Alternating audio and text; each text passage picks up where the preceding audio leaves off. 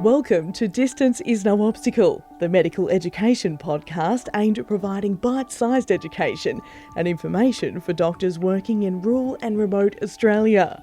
Today we chat with Stavroula Zandes, Director of Health and Wellbeing Training Consultants, about motivational interviewing.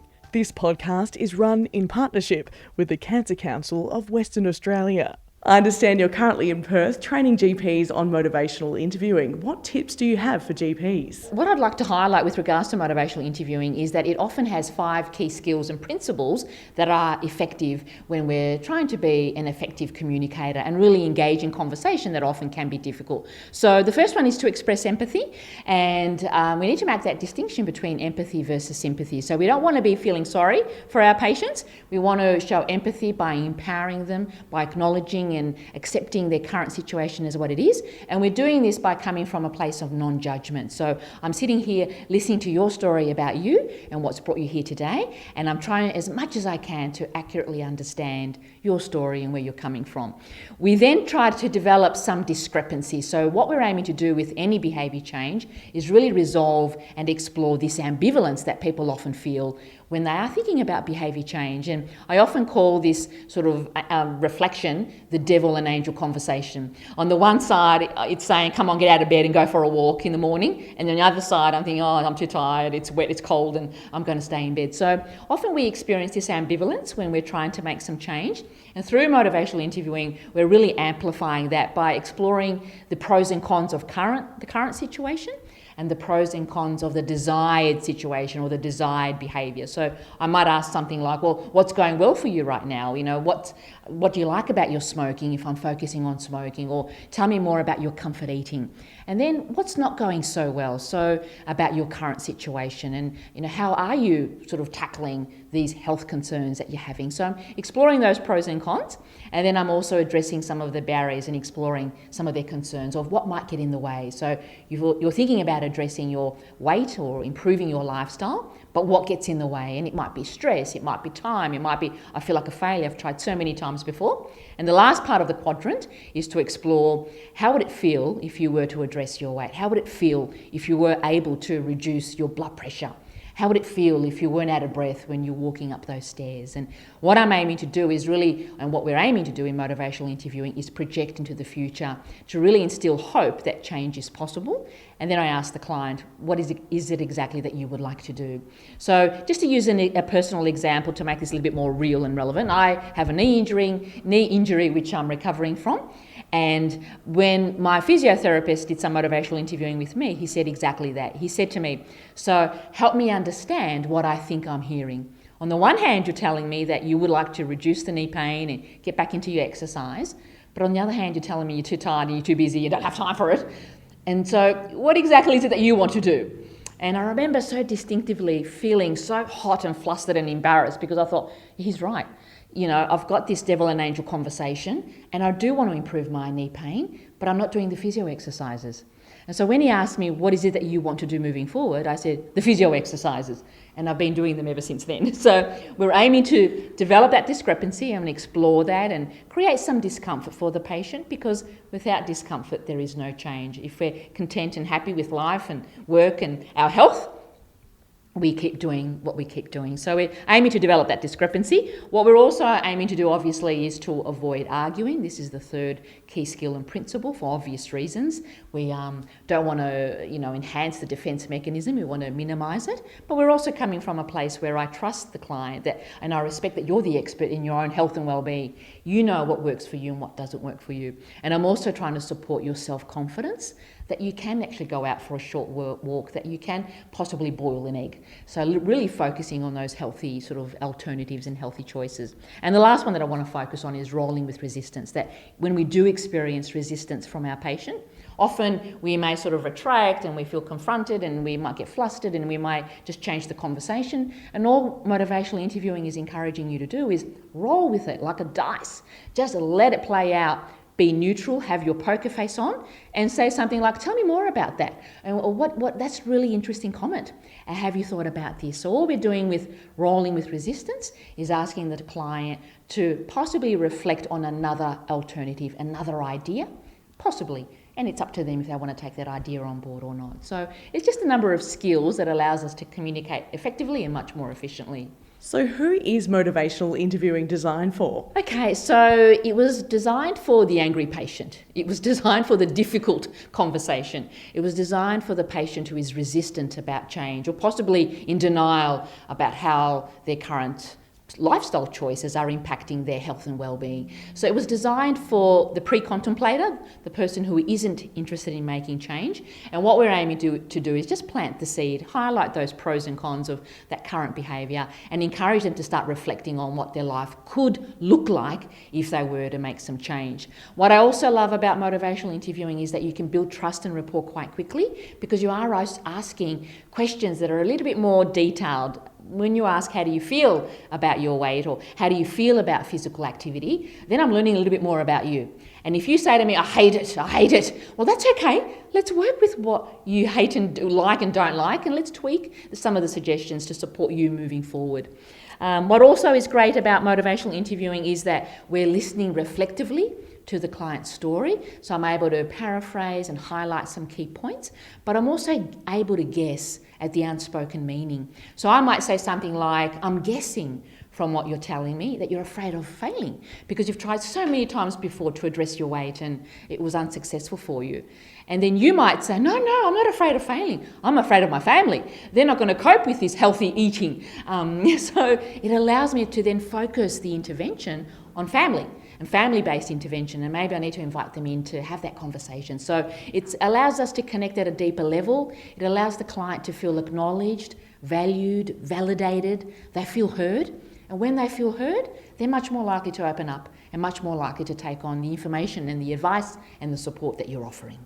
And in terms of time within that session that's booked, how much time do you think would it take up, and can you actually spread it out over a couple of different sessions? Well, great question, because you can, absolutely. So you can take as much time as you need, and also depending on the openness of the patient and how much they're sharing with you. But you could spend a couple of minutes initially just exploring their thoughts about how do you feel about their weight or about their smoking or whatever it is that you're addressing. You could maybe take some notes and park that for the next time you have the conversation. And so what I love about MI is that you don't need to do it all in the one go. You can do it within a few minutes, you can do it over 15 or 20 minutes, you can do it over a series of conversations, you can do it face to face, over the phone, in a group setting. So it's very flexible and adaptable. And what I love about it is it's a toolkit. So pick and choose the tips and ideas that resonate with you, so you don't feel overwhelmed that you have to do this all the time, all in the one go. It's a little bit of this and a little bit of that, and you might revisit and say something like, well, last time we spoke about how you felt about exercise and you told me you hated. Let's talk about that again if it's okay with you, and do you still feel the same? Because people change their opinions all the time. And it's important to reconnect on a regular basis, because you might miss an opportunity where the patient is motivated to make change. Even the patient that says, I don't want to go there, I don't want to talk about my weight, I don't want to have this conversation with you. That's today, but tomorrow could be a different story. So it's important to always engage, always check in. How are you going? How are you feeling? What do you think about this? And what have you been doing moving forward to improve your health and well-being? And it might just be, how's your stress at the moment? How are you managing? And I remember one time my GP asked me that, how's your health at the moment, Stav? And how's your weight? How's your nutrition? How's your stress? And I went, wow, that is so nice, because you're not only asking about physical and health consequences of being above a healthy weight, but you're also asking me about my mental health. How am I coping with stress at the moment? And that's a nice way of connecting the dots as well, and in looking at improving people's mental health. Sometimes we move away from the physical health consequences, and I tend to now focus on mental health. I'd love to improve your mental health. And what I do know from the research is that physical activity reduces stress and anxiety and highlights some of those benefits. I swear I could implement a whole bunch of this into my everyday life.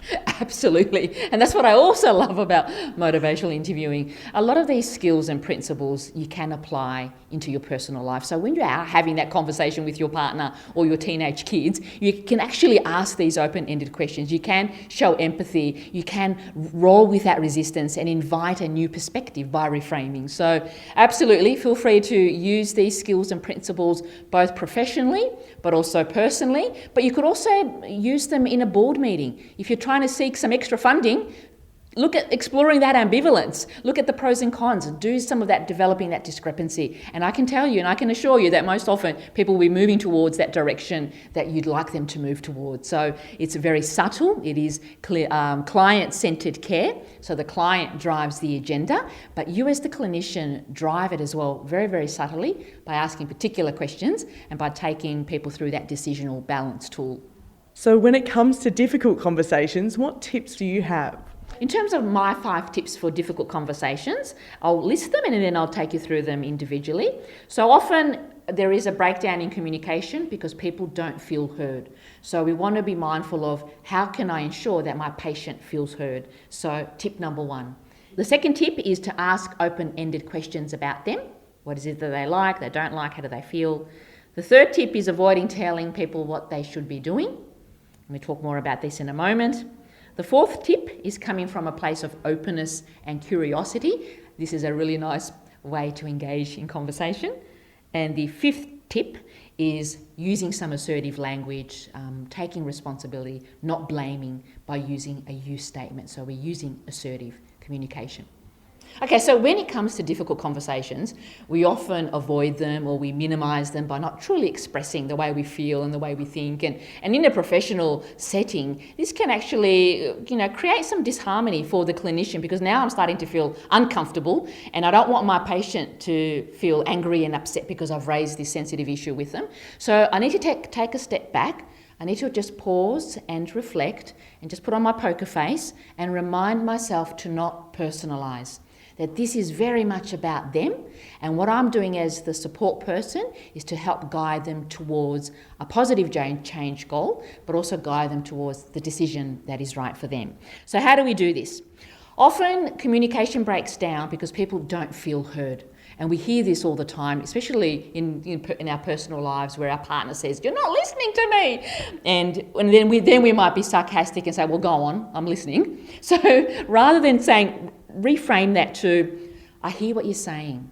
I acknowledge that this is a difficult conversation to be having, but it's an important one, and I care about you. So I would love to keep going if that's okay with you." So all I'm doing is acknowledging and hearing the person out, but I'm also acknowledging that this is an important point as your clinician, as part of my duty of care, to have this conversation with you.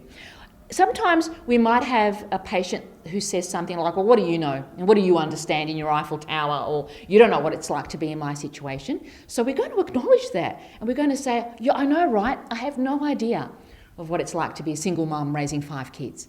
Help me understand. Help me understand. Tell me more about what life is like for you. Tell me more about the struggles that you're currently facing, reducing your weight or reducing your sugary drink intake or whatever it might be. I want to hear your story." And that's how we start to break down some of these difficult conversations. So I think it's very important to continue to ask open-ended questions. Ask your patient, "How do you feel?" Ask them, "What do you think about this?" Ask them, "How would you like to move forward?" It's all about them. And in fact, especially when we're doing motivational interviewing, your client must be doing most of the talking. If you as the clinician is doing most of the talking in consultation, then you've gone into advice-giving mode, clinician-driven care. And we want to flip this to client-centered care, where the client shares their story and tells us about some of their pros and cons and some of their barriers. And this also then helps us to acknowledge, validate and reflect what our client is saying and help break down that difficult conversation. Another important point when we're having difficult conversations, or the reason why they arise, is because I've said something like, "You should lose weight. You should stop smoking. Gambling is affecting your family. You're about to lose your home. You should stop. And you should really increase your physical activity. This is not on." So what happens when we tell people what they should be doing? Immediately, defences go up, the barriers go up, I dig my heels in, and I think to myself, "Well, who are you to tell me what I should be doing in your Eiffel Tower?" So in fact, I will then walk away not putting into practice any of the ideas that you've shared. So we want to reframe. This is both professionally and personally. We want to reframe should to could. So what could you be doing moving forward? What could you try to help reduce your craving for sugary drinks? Now, what could you be doing differently? What could your life look like if you were to make some positive lifestyle changes? So all I'm doing is reframing should to could, because we want to have an easy conversation, and they become difficult when we're telling people what they should be doing, and that's not on. So that also is a really helpful tip, both professionally and personally. I also encourage you to come from a place of openness and curiosity. If someone is starting to become difficult or resistant, just step back and ask yourself, where's this coming from? What is the trigger? What's going on for this person? And if you feel brave enough, I would call it out and say something like, I'm sensing or I'm guessing that you're starting to feel really uncomfortable, and my apologies, there is no intention here to actually cause any discomfort for you, other than I want to learn more about you. I want to learn more about what you like and what you don't like, what works for you, because you're the expert in your own health, and what I'm going to do is facilitate the process towards good health and well-being. Be patient. So don't become flustered. Often when we are having these difficult conversations, we do get flustered, we stumble over our words. Take a breath. Just pause for a moment. Ask an open-ended question. Allow some silence. And this gives you time to think, what am I doing next? Where am I going with this? So use the silences to help you reflect, but also to allow your client to reflect on what's going on here and how could we move forward.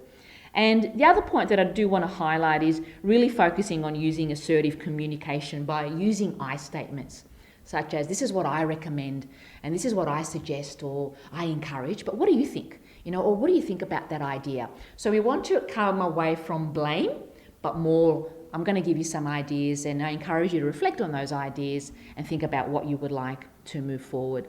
When we're using you statements, that's an aggressive approach. We are, you should lose weight.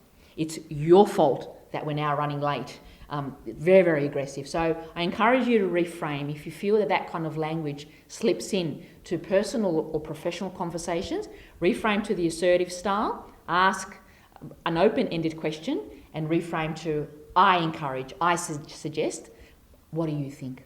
And I want them to tell me what they think, because if they think it's BS, I want to be able to then tailor my approach and maybe fill in the gaps and explore, well, why do you think that's the case? Because I heard BMI is rubbish. Well, let's explore that and let's have a look at what the evidence tells us. So they're probably my 5 tips on having these difficult conversations. I think it's important that we don't shy away from these difficult conversations. It's normal and natural to feel discomfort, but I encourage you to get used to feeling comfortable with creating discomfort in your patient, because without discomfort from a behaviour change perspective, your patient is not going to think about change or take some action to move forward. So following on from these fabulous tips, how do we communicate better? Need to be, number one, mindful of our language. What type of language are we using? And especially when we're looking at healthy weight, we want to focus on healthy weight as being a neutral sort of language, rather than stigmatizing people or calling them obese or chubby. That just won't work. That's going to put people offside. So we want to talk about, let's talk about how we can support a healthy lifestyle and a healthy weight. So mindful of our language. As part of that, I also encourage you to be mindful of your body language. So exactly what are you saying to your patient? Are you open in your body language? What does your practice look like? Is there a computer sort of between me and you? And is that going to cause a barrier? When you greet your patient, do you smile when you introduce yourself? How are you connecting with them? Do you have any banter? Before you dive into how you're feeling about your weight at the moment, do you have any banter as you're walking from the waiting room to your practice room? This is all very subtle and all very important. And don't underestimate the power of a smile. It can go a long way, because it tells the other person that you're safe in my hands and that I care about you. And it's a gesture of peace and calm assurance. So always be mindful of your body language and what you are or not saying to your patient. Keep it simple. So keep it simple, sweetheart. So be mindful of the jargon that you're using or medical terminology. Be mindful that some of your population or your community may not understand what a dietary intake looks like, or may confuse what sodium means, or glucose, fructose, sucrose. Even when we're talking about sugary drinks, some people think, oh yeah, that's soft drink, but it's a lot more than that. So ask them, what are your thoughts about sugary drinks? Or what are you drinking? Because it is the soft drink, it is the V drink, it is the cordial. They are all defined as sugary drinks. So keep it simple, sweetheart, in terms of the language and the jargon that you're using. A great way to check in with your patients to ensure that they are getting the message is to use what we call the teach back method. So this is where we ask the patient to teach you. And so I might say something like, so from what we've been chatting about, what are some of the key points that you're going to take away? Or when you get home to hubby, what will you tell him about your knee pain and how that's impacting your overall health and well-being? So essentially, we're asking the patient to teach us those key points. And if the patient is missing information, that's okay. We just want to sort of fill in those gaps. We don't want them to feel silly. We're just going to fill in those gaps, and it allows a more robust conversation. And it also allows you to know and feel confident that they're moving away from the consultation, having taken away the key points. And this is important because Australia has a poor health literacy problem. 60% of Australians have poor health literacy. What does this even mean? This means that 60% of Australians will struggle to initially find health information that is evidence-based. They'll go on Dr. Google and they might believe some quack about some health remedy, but this is not evidence-based. So they'll struggle to find evidence-based information. Once they've found it, they'll struggle to read it, to understand it, to process it, to apply it. And so this can then create confusion about what is right and what am I supposed to be doing. And so be mindful that they may not understand. They may not make the connections with sodium and salt. They may not be able to read food labels. So it's important that you don't make assumptions and you just check in people's health literacy and their level of understanding. The best communicators are great listeners. So you're acknowledging the person's statement. You're reflecting back what they're saying. You're guessing at the unspoken meaning, picking up on their body language and their body cues. And this way, not only is conversation effective, but it's also efficient. You're moving through conversation quite quickly just by guessing. And don't be afraid to guess. If your client corrects you, they correct you. So what? It allows you to actually find the core of the issue and get to that point quickly rather than fluffing around and then wasting some time. Always focus on what the client wants. So what are the client's ideas about healthy living? What are their concerns about increasing their physical activity? What are their expectations about you, about treatment, about the service that you're offering? I might be coming in and you're going to give me a pill and it's going to fix my healthy weight issue or unhealthy weight issue. Or can I take those healthy weight shakes? So always look at the evidence and be mindful of what the client expects when they see you. And you might want to tease that out a little bit because they may have very different expectations to what they feel is your role in supporting them towards a healthy lifestyle. Always honour the client's autonomy. So what this pretty much means is that I'm respecting the client's freedom of choice, that they are able to make their own decision and the one that is right for them. So the best way to do that is to ask for permission. Is it okay if I share with you some ideas that I think might be able to help you? Is that okay? Are you happy to proceed? And in all my years of experience, over 20 plus years of experience, no one has ever said, no, it's not okay. In fact, even the angry, resistant patient will say, all right, Stav, go on, tell me what you want to tell me. And that's okay because I'm planting the seed and I'm allowing them to reflect on some of the ideas and the suggestions that I'm offering. So whether it's advice or suggestions, ideas, ask for permission. And then also follow up with, how does that sound to you? What do you think about this idea, this suggestion?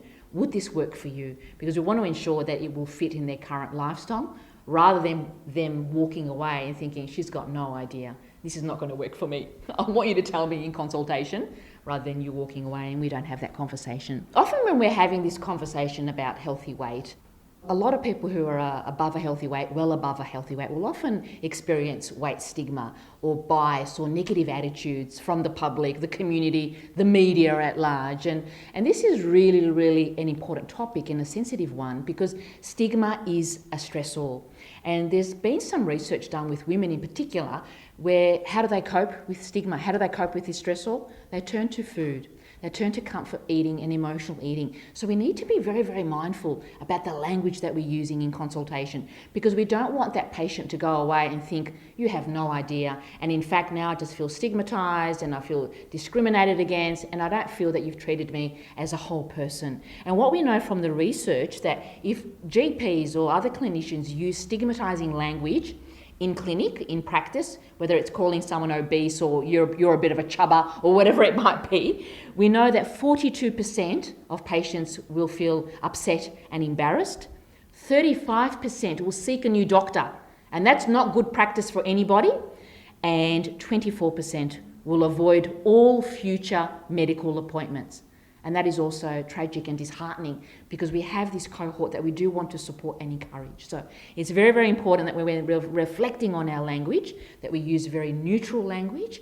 We could even ask the patient, what words would you like me to use when we're having this conversation? But I think asking, how do you feel about weight, is a really nice open-ended question. It's robust. It allows you to reflect on what the client wants and thinks and feels in this space.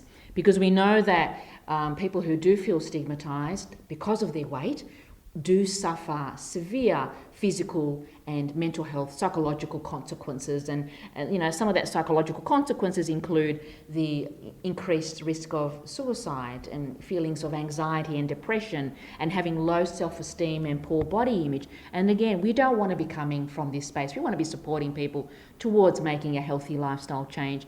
They may feel socially rejected or possibly feel that they're not performing as well in the workplace. Maybe they feel they're discriminated in the workforce. It has social and economic consequences, and overall their quality of life is reduced. So another effective communication tip is being mindful of your language and being mindful that there is a lot of weight stigma in our society. So building on that, there's been some research in this space which again is working with GPs and reflecting on the type of language that they're using. What they found was there were a couple of words that were most stigmatising and the least motivating in terms of behaviour change. And these words are calling your patients obese, calling them fat, calling them chubby. So we want to move right away from using that type of terminology, even if you have a great rapport with your patient, even if you've been seeing them for years on end and think, I'll call them a bit of a chubber, it's not appropriate.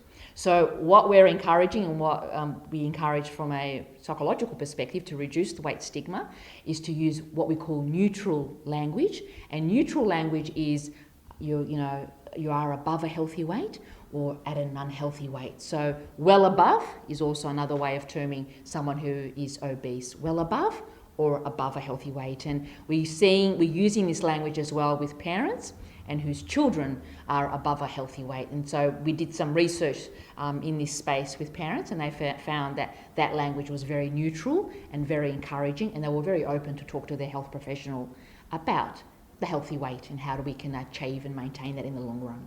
Often what we find is that there are very similar and key themes. Smoking over 20 years ago was also a very sensitive issue. You would not dare ask a smoker to quit smoking. We were afraid to even ask, how much do you smoke? So we've come a long way, and I feel that we are in the right direction in terms of the healthy weight and the healthy lifestyle.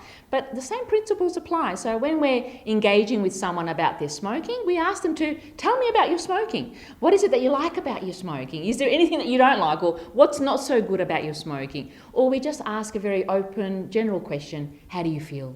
How do you feel about your smoking? How do you feel about quitting? And then I can sort of tailor my approach accordingly. We know that most smokers will relapse. They may be feeling guilty. They may be feeling like a failure. So I want to touch on that. And I'll say something like, for a lot of smokers, they do tend to relapse. So let's learn from that trigger. Let's learn from that experience and start again. Now, I could keep talking about smoking, but I'm just going to leave it there because there's so much more to say. So just highlight a lot of good information, and I'm hoping that you have found it interesting. So there are a number of links above the podcast for you to be able to access additional information about the topics that we've discussed today, and in particular how we can communicate effectively and do some motivational interviewing with our patients.